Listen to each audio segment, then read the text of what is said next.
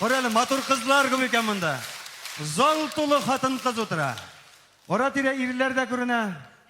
Үз теләкләре белән килгәннәрдер дип уйлыйм инде. Хөрмәтле ир-егетләр, яныгызда утырган хатын кызларга күз салыгыз әле. Сез нәрсә күрәсез? Хатын кыз йөзендә илнең язмышы чагыла. Беләсезме, алар Мексика, Бразилия сериалларын ни өчен яратып карый? Чөнки аларның бәхетле хатын кыз йөзен күрәселәр килә. Мин үзебезнең хатын кызларны кайчагында кызганып та куям. Алар бер кайчанда тормыш мәшәкатеннән читкә китә белмиләр. Әйтик, хатыныңны сөендергә теләп бер дә юктан гына чәчәк алып кайтасың.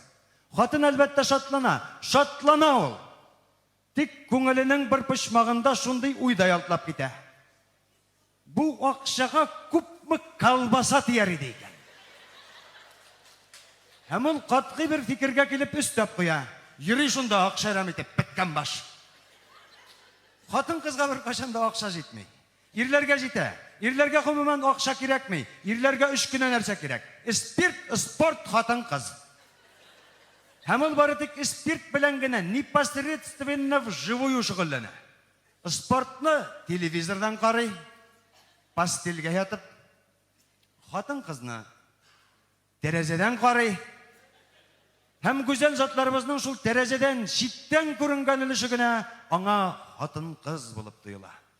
Янындагысы түгел, үз хатыны түгел. Чөнки үз хатының ашарга пешерә, идән юа, кир юа, һәм кухонный комбайн, стиральный машина, пылесос һәм радионы берләштереп ясалган заманча техника булып тоела. Ну, яхшы техника. Кыйбат та түгел. Хазина. Хазина дигәннән бер ир белән хатын аерылырга дип судка килә. Судья буларның ни өчен шушы адымга баруын белергә теләп ирдән сорый. Ни өчен аерылырга булдыгыз соң? Иптәш судья, менә әйтегез әле, 2 кеше бер хезмәт хакына яши аламы? Ну, яши ала әлбәттә. Минем хатын шуны аңларга теләми, эшкә чыгарга куша.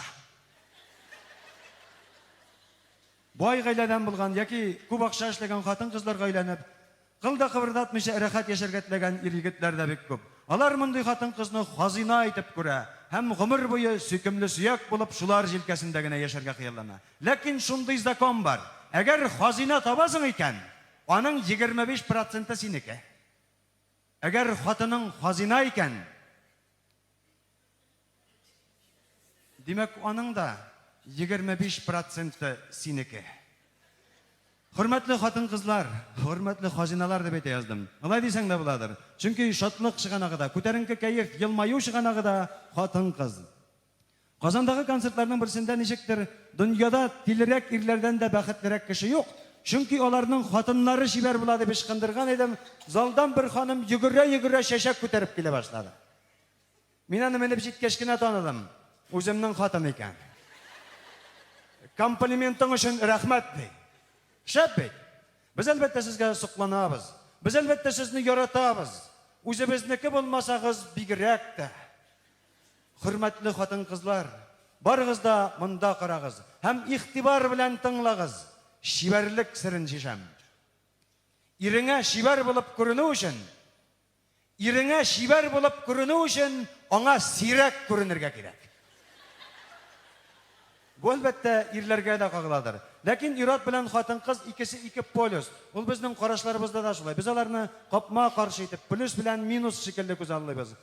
Әйтик, ирләргә килешкән бер хатын кызга ярамый. Әйтик, менә әгәр хатын кыз ират белән шаяра икән, димәк ул тотанаксыз дибез. Әгәр ират хатын кыз белән шаяра икән, димәк шулай тиеш. Әгәр ират хатыны белән йокларга теләми икән, димәк ул импотент, алкаш һәм беткән баш. Әгәр хатын кыз ире белән йокларга теләми икән, димәк аның башы авырта. Әгәр ират эшендә зур уңышларга ирешкән икән, димәк аның башы әйбәт эшли. Әгәр хатын кыз уңышларга ирешкән икән, димәк башка җире. Башы түгел. Хатын кызга бик күп нәрсә җитми. Ирләргә бар да җитә. Эш тә, мәшәкать тә, акча да. Аларга бары тик бер генә нәрсә җитми. Хатынының канәгать булуы. Кайчагында нәрсә генә эшләсәң дә, нәрсә генә әйтсәң дә хатыныңа ярый алмыйсың. Җыры да бар бит. Ни эшләсәң дә эш харап, хатынга булмый ярап диләр.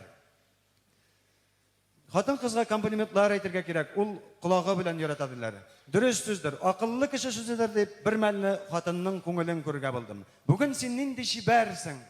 Нәрсә, бүтән көнне карашкы кебек идеңмени? Юк, син ничектер яшәребрәк киткәнсең. Моңа кадәр карт идем димәк. Димәк, моңа кадәр әби белән яшәдең. Юк, син үз яшеңнән күпкә яшьрәк күренәсең. Әһә, миңа ничә яшь икәнен сиңа төштеме?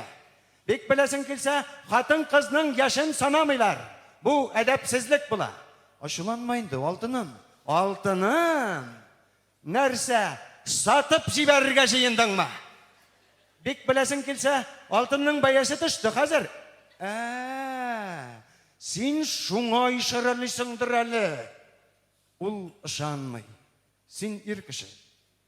Һәм хатының синең аны чынлап та чибәр дип уйлавыңа, чынлап та яратуыңа ышана алмый. Чөнки син әле анда, әле тегендә, һәр вакыт бетмәс мәшәкатьләр арасында, хәтта гәүдәң өйгә кайтканда да күңелең эштә кала.